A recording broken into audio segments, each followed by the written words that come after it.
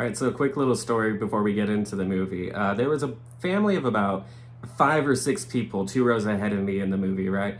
And about 20 minutes into the movie, almost in unison, they all decided to get up, grab all their drinks, and leave, and they just never came back.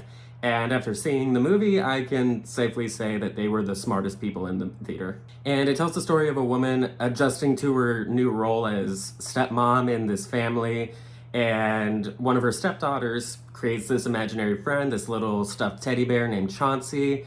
And it seems innocent enough at first until the bear starts telling her to do increasingly weird and horrific things to herself, and then a horror story proceeds. And it might sound like I'm trying to keep it vague so I don't spoil anything about the plot of the story, but honestly, I'm just finding it really hard to remember anything that happens in this movie, and I just got back from seeing it like 10 minutes ago. But because I like starting things off on a positive note, let's talk about the few things that the movie did well, of which I can probably count on one hand. The main actress, DeWanda Wise, is a very good actress. The dialogue that she was given did her no favors, but you could tell that she is pouring her heart into every single scene that she's in this movie. There is nothing half-assed, there is nothing lazy about her performance, and I think that she did a very good job. The acting across the board, I would say, is actually really good. The little girl is actually a really good actress, especially in scenes where she has to either be scared or sad, or there's scenes where she has to start crying, and she actually does it really convincingly. And the teenage daughter, even though I'm not really a fan of her character, played the character that she was given to the best of her ability, I thought. And the dad in the movie is played by Jesus from The Walking Dead. He's always great. He's not in the movie a lot, which again we'll get to later, but it was nice to see him in a movie. He's always good to see. I love him.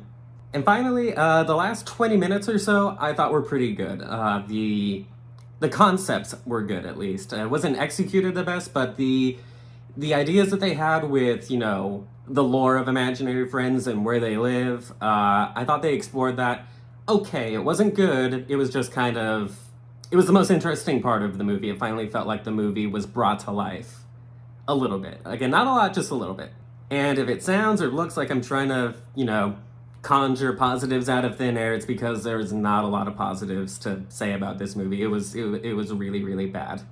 I heard that it was bad, and I went in with pretty low expectations, but I was still kind of amazed at the screenwriting in this movie. Basically, every single line of this movie is explaining the plot, explaining the story, explaining the backstory, explaining the feelings of the characters that, are blatantly obvious just by looking at their faces. There is no trust, really, in the audience to be able to come up with things on our own. It was just literally spoon-fed to us.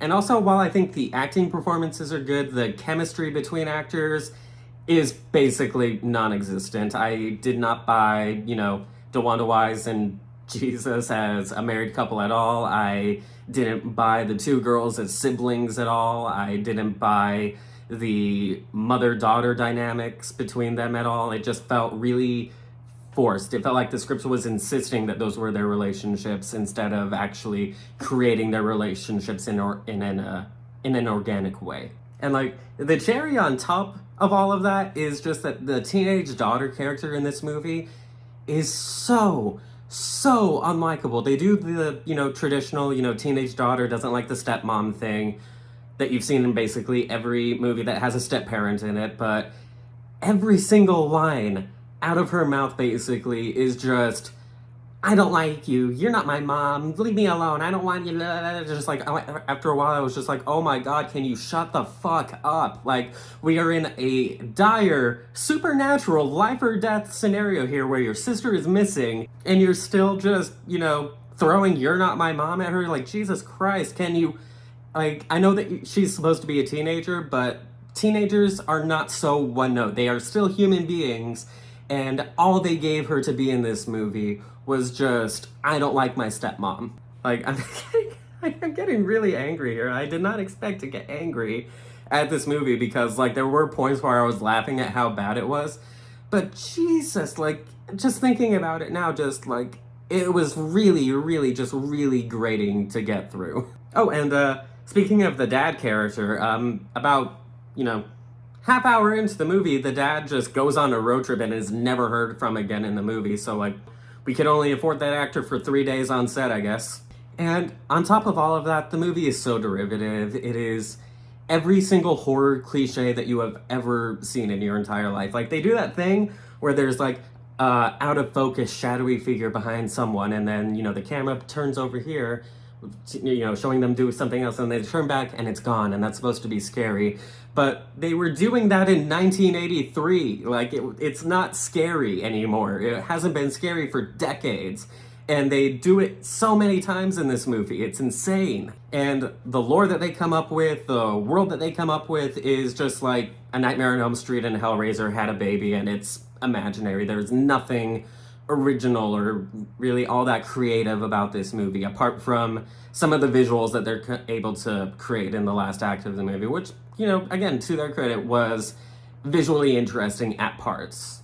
And the movie could have been as bad as it is right now, and I would still be saying that it's an awful movie, but if it had ended at a certain point, I would have at least said, you know, like, it's a quick watch, it's a bad watch, but at least it doesn't overstay its welcome. It looks like it's about to end in a really horrible, cheesy way, which, you know, is on par for the rest of the movie. But then they throw in this Uno reverse thing where it's actually, no, the movie's not over yet, and then it keeps on going for like another 15 minutes.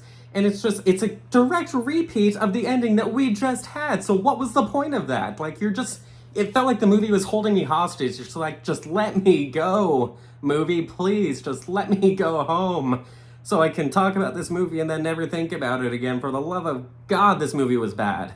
But yeah, I really didn't mean to, you know, harp on this movie and be so harsh on this movie, but, like, it really just did not do anything for me. It felt like it was an hour and a half long, and it felt like the length of Doom Part 2. It was just like, Doom Part 2. Remember good movies, guys? I remember good movies.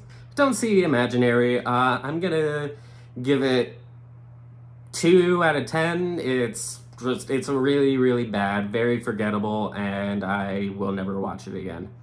So yeah, that's about it. Sorry if this was, you know, a bitch fest for me, but, you know, a bad movie's a bad movie. But I look forward to making more videos in the near future. Look out for those, and I will see you next time.